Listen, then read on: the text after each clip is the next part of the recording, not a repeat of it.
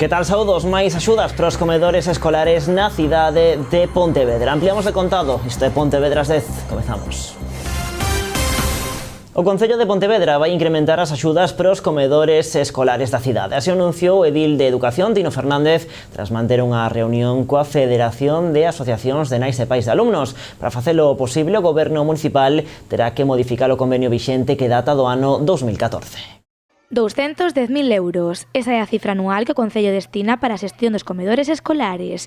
E esa é a cantidade que o edil de Educación, Tino Fernández, comprometeuse a aumentar tras a reunión que mantivo cos voceiros da Federación de Asociación de Nais e Pais de Alumnos. Hai que incrementalas. Non sabemos aínda canto, porque evidentemente é unha cuestión de números e hai que ser moi precavido, moi prudente con estas cousas, pero si é certo que de algún xeito hai que, polo menos, axustalo á realidade. Ese é un convenio que leva sin ningún tipo de revalorización desde o ano 2014. Por lo tanto, hai que buscar unha fórmula e un xeito de que todos nos sintamos cómodos con ese convenio. E evidentemente unha das reivindicacións da FAMPA é unha revalorización, unha aposta ao día da cantidade, e neso estamos traballando, pero tampouco atisbo que aí vayamos a ter maiores problemas. Tino Fernández recorda que o último convenio que se asinou data do ano 2014 e, polo tanto, esta é a última prórroga posible do acordo actual. As dúas partes entendemos que é unha boa fórmula que nos permite sacar adiante temas importantes en Pontevedra e estamos evidentemente por a labor de sacar adiante un novo convenio. A partir de agora quedamos xa emplazados para ter reunións xa máis profundas, máis para falar de temas específicos do convenio, e non atisbo ninguna dificultade, non? Únicamente que evidentemente eles defenden os seus intereses, nós defendemos os intereses do Concello, e haberá que buscar un punto de equilibrio que seguro que vamos a topar. O convenio actual caduca o 31 de decembro, polo que o Concello non quere perder máis tempo para solventar as necesidades da FAMPA. Non temos moito tempo, non? Temos que apurar un pouco, non? Pero, bueno, dado que hai boa vontade por ambas partes, creo que non vai haber maior problema. A Concellería de Educación asegurou que estas conversas coa FAMPA terán continuidade durante as vindeiras semanas, co único obxectivo de pechar un convenio para o conxunto da comunidade educativa. A subdelegación do Goberno sumouse esta mañá os actos de repulsa polo asasinato machista de Vilalba. Os traballadores da Administración, xunto con algúns membros da Corporación Municipal, gardaron un minuto de silencio para dar testemunha e visibilizar o seu compromiso contra a violencia de xénero. Esta non é unha cuestión de política, sino é unha cuestión de conciencia cidadán. Lamentamos que todavía haya sectores que neguen esta realidade, esta triste realidade, e nós imos estar sempre aquí, sempre, para denunciar e para visibilizar o noso compromiso firme de seguir loitando contra esta lacra a través de todos os medios que estén a nosa disposición. A subdelegada do Goberno quixo recordar esta mañá todas as víctimas da violencia machista. No que vai de ano foron 34 as mulleres asasinadas en España, delas dúas aquí en Galicia. Ademais, Maica Larriba lembrou que dende o ano 2015 houbo 15 vítimas mortais na provincia de Pontevedra. O último caso de María del Carmen Vázquez, a veciña de Vilalba, foi asasinada mentras o pasado domingo, acoiteladas polo seu exmarido, co que estaba en trámites de separación e sobre o que pesaba unha orde de afastamento.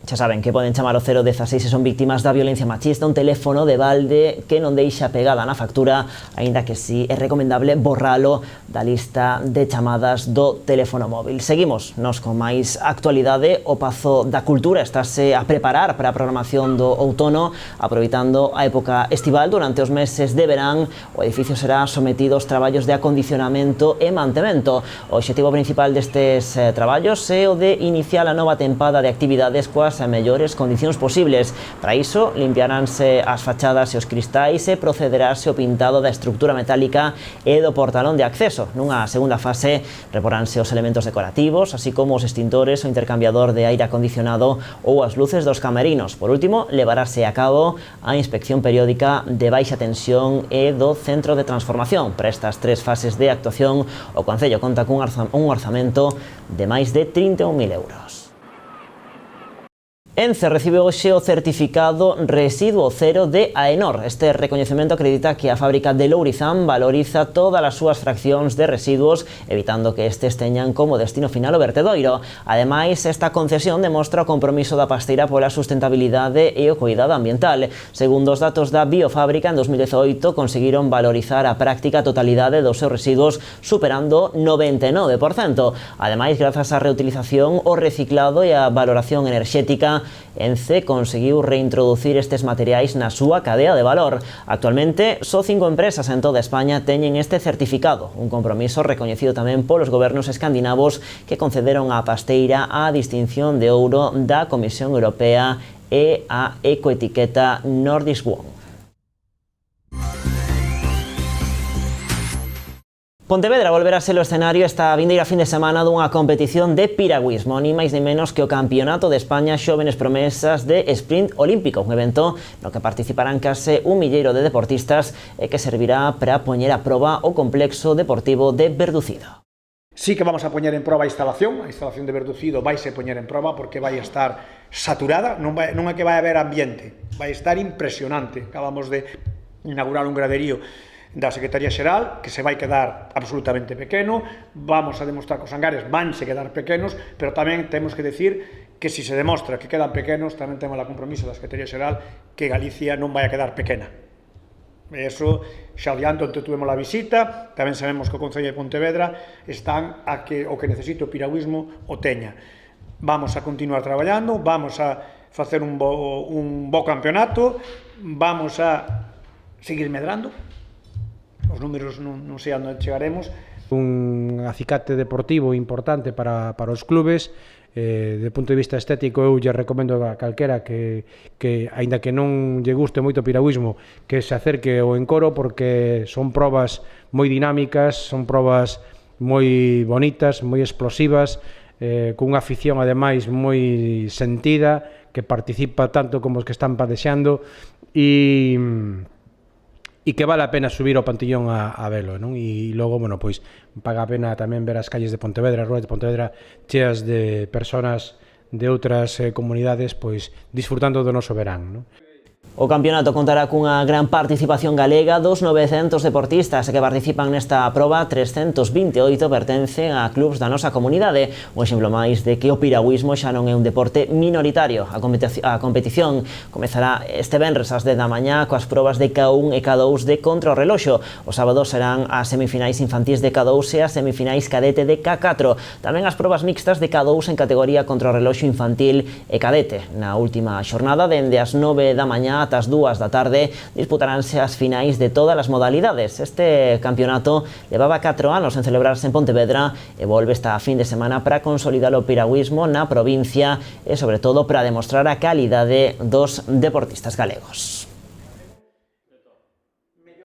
Pois que teñan moita sorte. Mais deporte, a praia de Lourido acollerá esta vindeira fin de semana tamén unha nova edición dos Xogos de Verán. Xa van 25. Este ano haberá actividades para todos os públicos, dende unha pista de obstáculos para os máis pequenos ata unha carreira popular, pasando por torneos de fútbol, voleibol ou petanca.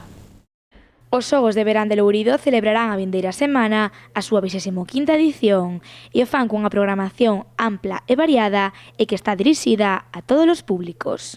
Marcan un pouco o que dar a coñecer diferentes modalidades deportivas, pois que moitos cativos do Concello non coñece, e gracias a poder participar nos xogos, pois damos a coñecer novos deportes, aparte dunha maneira moi lúdica, onde poden participar dende os máis pequenos ata os máis maiores, porque son uns xogos para todas as familias, e sobre todo pois dándonos alternativa a iso, de divertirse facendo deporte nun dos mellores entornos, non? Como pode ser Lourido. Unha veintena de actividades que abarcan todos os rangos de idade, dende unha pista de obstáculos, torneos de fútbol, voleibol e petanca, ata unha carreira de caramelos e outra popular. Todas elas, como sempre, serán gratuitas.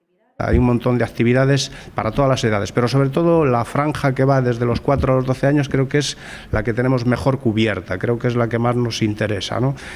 Y la carrera de caramelos, que es una carrera que tiene muchísima demanda, donde solamente por el mero hecho de participar, pues ya tienes, bueno, recompensa la tienes siempre, ¿no? O sea, yo creo que la actividad física es una recompensa por sí sola, ¿no? E para celebrar o 25 aniversario non todo ia ser deporte. Os Xogos de Verán ofrecerán este ano unha parte aínda máis lúdica. Por ser este ano os 25 anos, ven Javi Solla, que é un DJ familiar, e, bueno, e trataremos de celebrar os 25 anos. E despois tamén temos para os nenos o martes que ven Angie e Teri, que non están no programa, pero sí que veñen unhas animadoras para os nenos, para fortalecer aí un pouquiño por ser o aniversario. Os xogos clausuraránse o domingo 4 de agosto coa entrega de premios acompañada dun viño galego. A inscripción a todas as actividades se pode realizar nun stand instalado na praia de Lourido. Así poñemos o punto final a este tempo de noticias aquí en Canal Rías Baixas. A actualidade continúa en canalriasbaixas.com e tamén nas nosas redes sociais. Vémonos mañá a partir das 9:30. Agora de contado nuns minutiños o tempo. Adeus.